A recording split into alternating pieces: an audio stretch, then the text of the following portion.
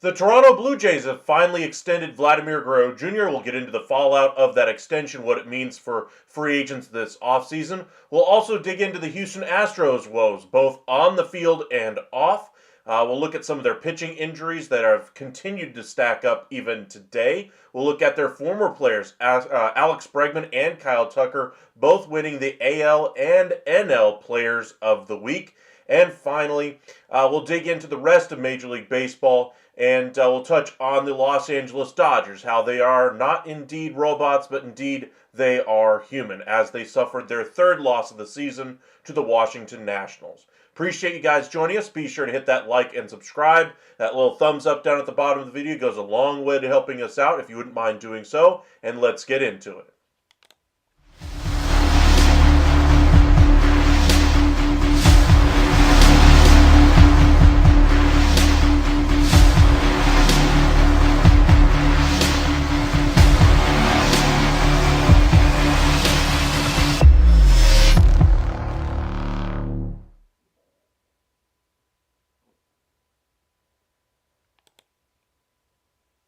And welcome into the MLB Hot Stove Daily here at the Upside Sports Network. My name is Michael. Appreciate you guys spending some time with us late on a Monday evening. Hopefully you guys got to watch some great baseball out there. It finally feels like baseball season.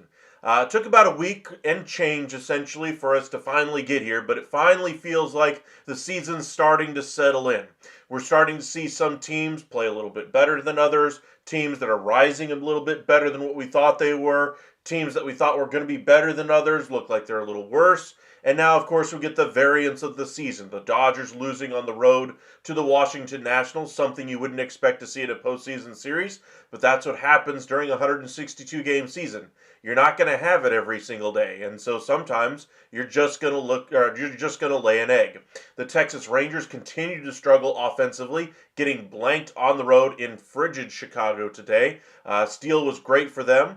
Congratulations, Master Vinman. I know you're happy with your Cubs win. Congratulations to your Cubbies. Their offense continues to keep rolling, and good for them. They're able to limit the damage on the pitching side of things here. So good timing for them to face the Texas Rangers to at least get their pitching staff right.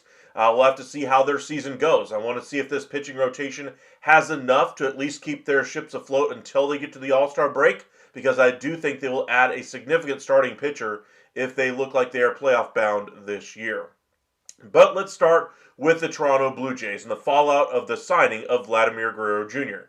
In case you guys didn't catch the headline yesterday, Vladimir Guerrero Jr. signed a 14-year, $500 million extension with a full no-trade clause, no opt-outs, and no deferrals in that deal. Great deal for both sides, primarily because it gives stability to both sides. Toronto really needed the stability more than anything else, because if they didn't get Vladdy signed, they were heading towards free agency, looking to try to convince him to come back, and if they were unable to do so, trying to pivot quickly and add somebody on the fly that was not quite as good as Vladimir Guerrero Jr. Instead, they don't have to worry about any of that. They don't have to worry about entering a retool or a rebuild in their organization. They can go ahead and just say, hey, look, we got Vladdy, we got Anthony Santander, we got a couple of other long-term pieces, but we need another aircraft carrier. And while, yes, we haven't been successful luring the types of Shohei Ohtani, the likes of Juan Soto to our fair shores, that they need to, or with the stability now that they have with Vladimir Guerrero Jr. signed, they can point to him and say, hey, look, before you might have been worried about whether or not he would even stay. Now that is not a question. He is staying in Toronto for the long term. So what's it going to be? You want to join the Toronto Blue Jays or don't you? That's now the sales pitch they can enter free agency with. Remember this past offseason, we talked quite a bit about them being the new San Francisco Giants under Farhan Zaidi when they couldn't lure any top-flight free agents. They were always the bridesmaid, never the bride. And it seems like Toronto finally has done the right thing here and gotten the extension done. So that gives them some long-term stability here and at least gives them a path forward to stay competitive, if not a winning team in that division. Do they still have work to do? Abso-freaking-lutely. I still think they've gotten off to a nice start this year. I still have them on the outside looking in as far as the playoff picture is concerned, but they're off to a decent start to begin the year. We'll have to see how it looks here in a couple of months, but so far so good if you're a Toronto Blue Jays fan. Now for Vladimir Guerrero Jr., he gets what he was looking for the entire time. He didn't want a contract with deferrals. He preferred, loosely anyway, to stay with the Toronto Blue Jays. He wanted the $500 million in present day value, not with deferrals in it that made the value drop to like $460 or whatever, even though the bigger number might have been there. He wanted the present day value to be $500 million, and that's exactly what he got from the Toronto Blue Jays. He stuck to his guns and got the deal he was looking for.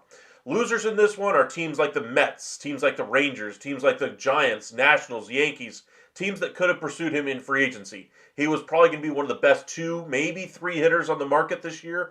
I think he would have been a really big dynamic force for any of the teams that would have signed him. Ultimately, they will now have to fall back to another option, possibly a Kyle Tucker, who looks like he's going to be headed for free agency guaranteed, and it sounds like Chicago might not be willing to pony up the money to be able to keep him. He's off to a great start this season. As I mentioned, the NL Player of the Week. Just a great start to the season for Kyle Tucker. Appreciate you guys joining us, Master Vidman, Ocean View. Let's see here. Steele, Speedy, base running were key for to the Cubs' win. Absolutely. Steele looked pretty good. He finally looked like he was settling down a little bit. What does that mean for Bo Bichette? We spoke about this a little bit last night, but for me, Bo Bichette is now on the outside looking in as far as the future there in Toronto. I think they want a bigger bat. I think they want somebody more stable in that lineup to kind of be the second fiddle here to Vladimir Guerrero Jr. or even a better player than Vladimir Guerrero Jr. And not that they're going to find that on the free agent market, but they could if they decide to go the trade route. Now, as far as Bo Bichette is concerned, I think he now has become the fallback option for them in free agency. Say they enter free agency and they try to swing for the fences and bring in Kyle Tucker. Remember, they did bring in George Springer. They've been known to go after big top-flight free agents in the past. He could be the next one that they try to lure. And now with George Springer still in town anyway, and with Vlad Guerrero Jr. signed, now they would have the money freed up to go ahead and add a Kyle Tucker. Would they have the stomach to go to the numbers that Vladdy got? Remains to be seen, even if Tucker would get that number or if he gets better than that number or where his number is actually at. Money is just kind of crazy in the game, so it's kind of hard to speculate some of these big star contracts because they basically went from the 300 and change type of range all the way up to 765 with Juan Soto. Now we got a bunch of deals in that 400 to 500 range now We'll be curious to see with this free agency what it means for him going forward, especially with a likely work stoppage coming in 2027. But as far as Bo Bichette goes, I think he's now more of a fallback option. If they miss on their first options in free agency, they circle back to Bo and say, "Hey, Bo, welcome back. We always wanted to keep you." Right? I think that's kind of what we're going to see from Toronto with Bo Bichette. We'll have to see how the rest of the year goes as well because they were hoping for a better year from him. We'll have to see how the rest of the year goes in order to arrive at that conclusion, though. All right, we talked a little bit about the Farhan Zaidi Giants and talked a little bit about how the Toronto Blue Jays now have a little bit more stability in their front office. We talked also about how the Houston Astros are going through it right now, both on the injury front and with their two former players being named Players of the Week in the AL and the NL. So let's pivot to the Houston Astros. Their organization has had their share of difficulties this past offseason. The inability to get a long-term deal done with Alex Bregman ultimately bit them. He leaves to go to the Boston Red Sox on a 3-year deal, opt-outs, deferrals, etc., etc. Ultimately, he's no longer a member of the Houston Astros. Then, seeing the writing on the wall with Kyle Tucker that he wants to head to free agency, he will not sign an extension, they act preemptively and trade him away to the Chicago Cubs. And it still looks like a win for the long-term future of the Cubs. But it certainly can't be a good day for the Houston Astros faithful watching one of their own that grew up on that team, helped carry that team, for the past several years now, is now going to be carrying the freight for the Chicago Cubs. Especially with as good of a year as these two are off to, you can just imagine how struggling their offense, or how much they've struggled offensively so far this year. That just having one of those guys would really have propelled this team to probably right there with the Rangers at the top of the division. Right now, they're struggling to beat even teams like the Seattle Mariners. Right now, they're struggling to beat the San Francisco Giants, who've gotten off to a very nice start, but did show that they are human tonight as well. But Houston's in a bit of a pickle right now. Arrighetti was down for an injury right now. I believe he had a thumb injury, if I remember correctly. Yes, he has a fractured right thumb. Speaking of injuries, the Red Sox Connor Wong will be placed on the injured list with a broken finger. Now the trading away of one of their top prospects in the Garrett Crochet deal in Kyle Teal looks a little bit more risky, but they'll have to find a way through life without their top catcher there in Boston. But for Houston, things couldn't be going much worse for them right now. Offensively, injury front, and now your former players are the players of the week for the MLB. Things could not be going much worse for them. Now, of course, they're going to be getting healthier. Their starting rotation, they do have lots of depth options. They've pitched very well to begin the year. Their bats have been silent by and large, for the most part here. We'll have to see if those bats awaken as the season goes along. Same thing for Texas. Same thing for a bunch of teams out there. Offense still is a little bit down, showing some signs of knocking off the rust. But baseball, or as far as some of these better hitters anyway across the league in Major League Baseball, need to get a little bit better. Yordan Alvarez has struggled in the early parts of the season. For the Rangers, Marcus Semien, Corey Seager could fit that description. Jock Peterson as well. But there's, for the Houston Astros specifically, not a banner week for them. Welcome in, Mark. Appreciate you joining us. Great complete O's team win. Now need to string together some back-to-back wins and pray for the best with Eflin's shoulder. True, but it does sound like it was shoulder fatigue. He's optimistic about it being a short-term issue for you there, Mark. For me, the Orioles didn't get off to the best of starts. I wouldn't say that raise alarm bells. Do you have a little bit of concern over the start? I don't. I think it's just baseball at this point. You're going to see teams get off to a really poor start. You're going to see teams get off to a great start. Because the Angels got off to a great start this year, do I think they're a playoff team? No, I do not. I just think they got the right teams at the right time, and it's early in the season. And they were able to take advantage of the early part of their schedule.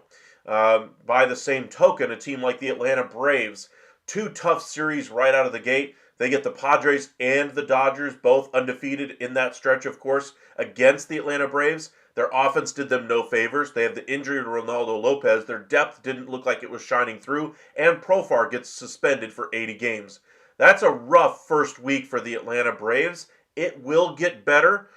They finally were able to win a game and be the final team that had not secured a win yet and they finally were able to get that done at the end of last week with a 10-0 win over the Marlins. But there's still a lot of work to do there in Atlanta, a team that I was very high on going into the year.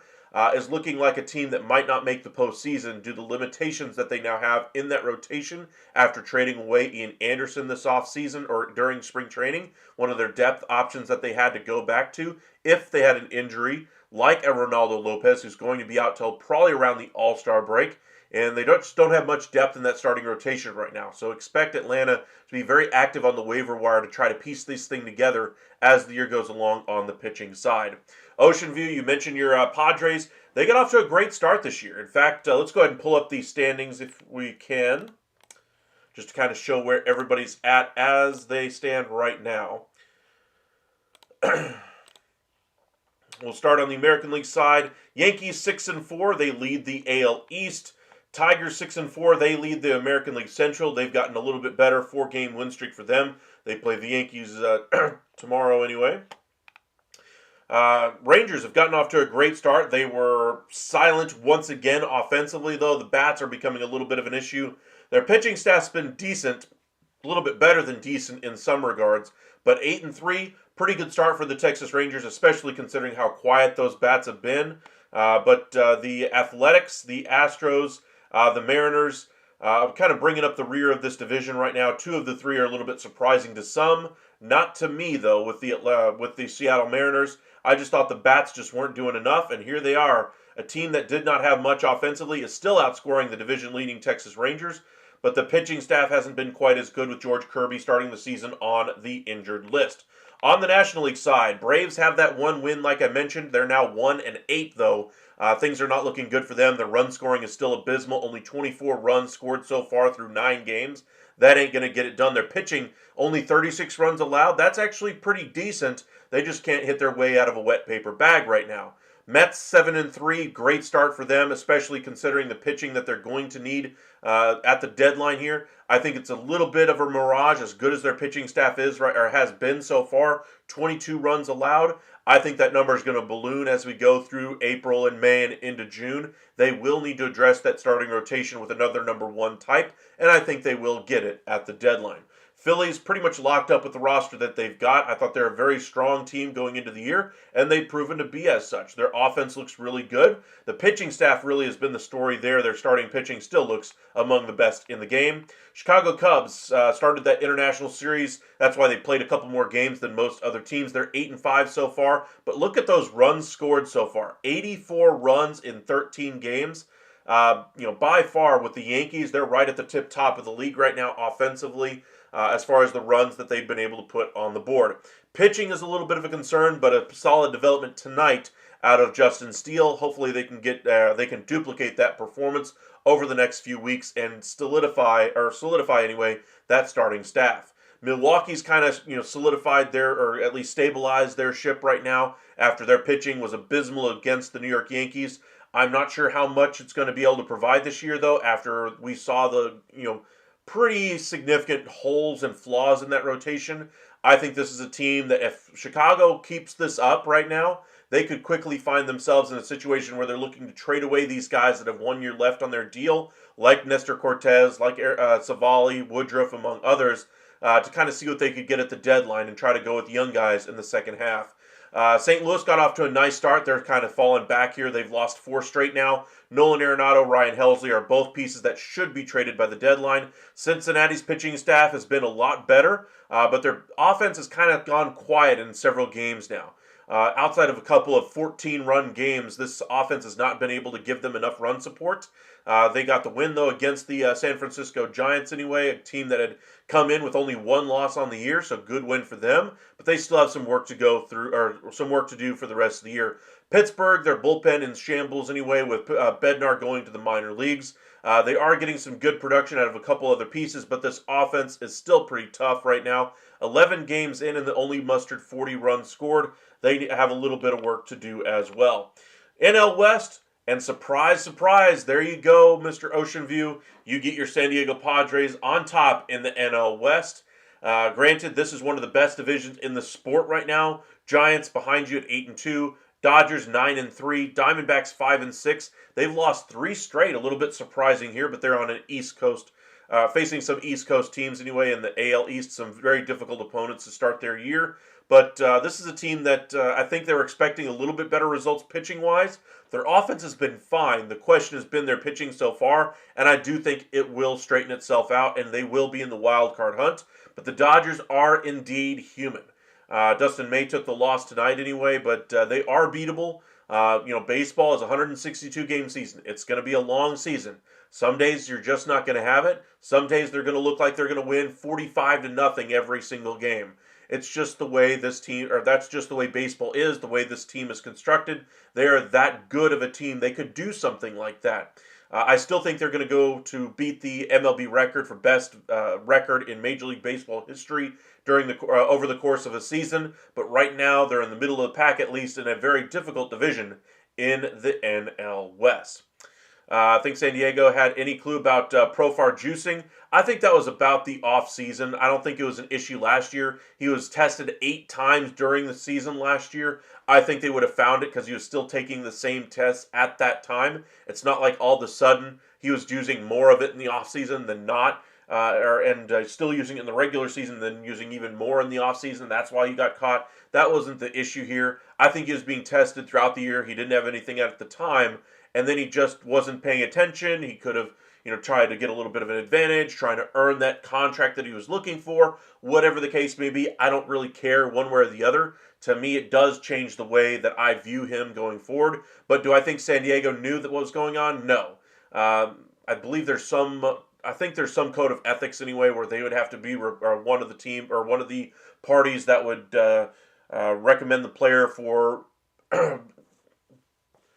From what I'm understanding anyway about once the teams are made aware of some type of issue with Major League Baseball, the teams do not have to sit there and shield the player. In fact, I think it's the exact opposite. They're supposed to try to protect the entire league as a whole. At least that's the way I've been led to believe these teams are supposed to handle these things. So if they, say for instance, they notice a needle sticking out of a guy and their trainer didn't give it to him. For instance, the trainer would then follow up and then they would follow their certain protocols. I'm sure there's protocols in place if there were an issue with San Diego, is my point. And I don't think they'd just be covering it up just to enjoy the good stats. I'm sure there's some nefarious actors in Major League Baseball, but by and large, baseball's full of a lot of great dudes out there. And, I don't believe that an entire organization would have been in on it just to get Jerks and Profar on the field. Brennan Lee, welcome back. Jay's future looking pretty good now that everyone is starting to get extended. Next is Varsho, maybe Bo, but Vlad Barrios, Kirk Jimenez is pretty good starting points.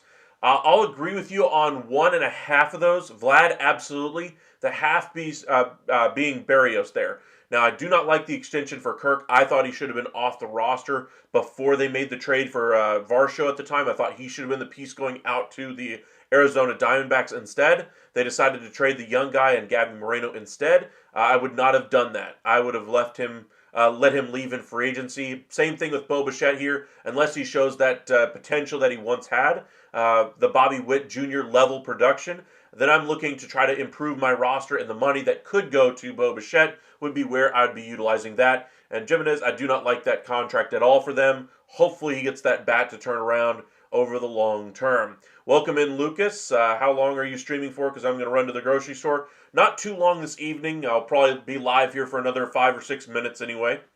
Heel, I wouldn't say Houston has woes. If anything, they always have slow starts. True, but they are having a little bit of turmoil as far as injuries and kind of going through the fields, if you will, if you're a Houston Astros fan, because of Bregman and Tucker getting the Player of the Week honors and your offense having the struggles there. 2 players that were a part of those Houston Astros teams that got off to slow starts anyway, off to a great start with their new clubs. Maybe it's just Houston, but we'll have to see how these things go. On the injury news, on the injury front anyway, Josh Young was in a minor league game anyway, and it sounds like he could be coming back in the next day or 2 for the Texas Rangers. As far as, let's see here, Brendan, I highly disagree with you on Kirk, but I don't want to be the young guy to be moved. You didn't want the young guy to be moved. I'll agree with you there. I think Gabby Moreno was a great player for them, at least could have been. But they had three catchers at the time: Jansen, Kirk, and Moreno. They had to make a choice as to which one was going to go to be able to bring in the outfielder, and they chose to go with Moreno. I would have chosen Kirk to go out because I think Moreno had the brighter future. Jansen could have handled the duties at that time as the number one catcher. Moreno could have handled the duties as the number two. And that would have been the way I would have chosen to go about it. I just don't think Kirk is going to be able to reach the potential offensively that he once did. And that's why I think we're going to see him. Not that the contract was onerous, because we saw the Cal Raleigh extension be a little bit more, obviously. But I still wouldn't have gone that length of term for Kirk there. His bat's really got to come around to make it worth that deal. Let's see here. So it's over for Astros. I don't know about that, Willard. The Astros are still a good team. Is Evan Carter going to come back? He will at some point, I'm sure. But I think the Rangers are going to be as slow as possible with him. I haven't read the new article out by Jeff Wilson of the All Dallas Network anyway. I will be reading that one here as my nighttime reading tonight anyway. But hopefully Evan Carter gets his bat right in the minor leagues, gets whatever's going on in his personal life taken care of, because he's been away from the minor league team recently due to something in his personal life. But I do think Evan Carter will be back. I would expect sometime in June, July, August, somewhere in that time frame. He'll explain how it's over. We are, 2 weeks into the season? I mean, it is 2 weeks into the season. Astros, you're only, 3 games back in the division? 3.5 games back? And the Rangers' offense is still just as bad as yours right now. Pitching staff is very comparable right now. I mean, you just take this, flip the games around, just flip the names, and the stats don't really change. But the record, 4 games in the win column back, 3 in the loss column. It's been a tough start for Houston. The Rangers were able to get all their, allow all those runs anyway in games where they really didn't score much. The 14-3 loss and then the 7-0 loss by the Cubs really changed their numbers. But we'll have to see how the rest of the next couple of months go and kind of see where the Astros settle in to the season. Would the Pirates do an Evan Carter for Bednar? I wouldn't do that at all ever if I'm the Texas Rangers. You couldn't talk. No, thank you. If you're talking about a trade here, maybe Ezekiel Duran at this point, who's kind of a out of options guy, a guy who's on the end of the bench for the Rangers right now, who they have plenty of replacements for on their minor league roster as well. They can easily move Ezekiel Duran out and bring in somebody like that. Would I do that still? I would question it. I don't think Bednar would be the best choice for an Ezekiel Duran trade piece. I would be looking for somebody even better than that. But Evan Carter still has way more value than even David Bednar. Imagine saying Astros and good team in the same sentence. They are a good team. I will say that. They are still a good team. They just got off to a slow start. Rangers bats have gotten off to a slow start. Braves have gotten off to a terrible start, but they will all turn it around. Patrick Corbin starting for the Rangers tomorrow. Don't know much about him. Any good? Let's just say he's been terrible for years. The one asset that he does bring is availability and innings. So Cubs should have a field day offensively. I've seen nothing as far as what he's done so far in spring training or extended spring training, if you will, as he's geared himself up. I would not expect him to go deep in this game. Rangers pitchers have basically been going about 5, maybe 6 innings in their second start. I would expect maybe 4, maybe 5 innings if he's pitching well for the Texas Rangers tomorrow, and we'll have to see how his first start goes. But Jack Leiter, he's taking his spot in the rotation right now due to a blister issue. Sounds like this is a short-term issue, though, and Corbin, though, will still be in the rotation. It's just a matter of where he will be, if it's going to be at the where he is in the rotation right now with Leiter, or if they decide to put him in the bullpen and keep Kumar Rocker after he settled things down in his second start of the season. I think a trade that would benefit both Rangers and Astros is Evan Carter to the Astros for Forrest Whitley. Whiteley, no thank you. I wouldn't want that trade either. Evan Carter can have my back cartilage or whatever is the problem. I want him back to his 23 form so bad. I have not seen the issue, or the article anyway, yet. Maybe it is a back issue, but I think it's a personal issue that he's taken care of. As far as his development goes, he just needs to be on the field, and I think him missing basically 2 full seasons now due to injury, inability to be on the field, whatever the case may be. It's kind of set him back as far as his ability to develop. He's still a very young player. A lot of guys who are just making their MLB debuts are the same age as Evan Carter. So he's still a very young player. So I wouldn't give up on him yet. I think everybody kind of reacts very quickly to these kind of things. They're very quick to say, "Hey, he's had 3 bad starts in a row. Get rid of the guy." Let's be patient. It's a 162 game season. They have these entry level deals anyway through arbitration. Last 6 years, you got plenty of time for Evan Carter to finally reach his potential. I mean, heck, Nelson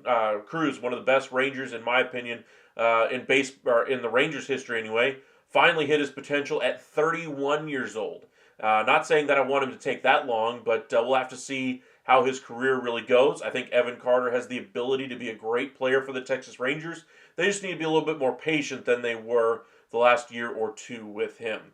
If Patrick Corbin has a good start, I'll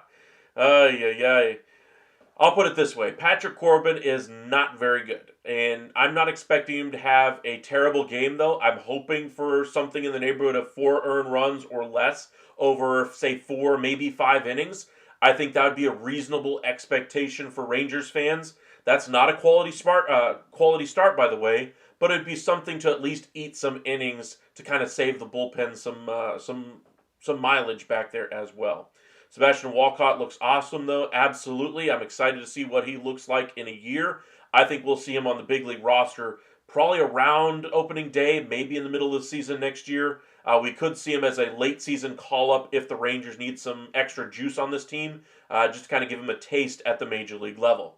All right, appreciate you guys joining us. Thank you guys for hitting that like. The thumbs up at the bottom really does go a long way. Hit that subscribe button. We'll be back live tomorrow night. We'll start a little bit early tomorrow. We'll be around 7-ish is when we'll be doing our live tomorrow night. But appreciate you guys spending some time with us. Hit that like and subscribe if you haven't already. And, of course, on Wednesday, we will have our MLB Power Rankings updated through this week's action as well. Thank you guys for joining us. Stay safe out there, everybody.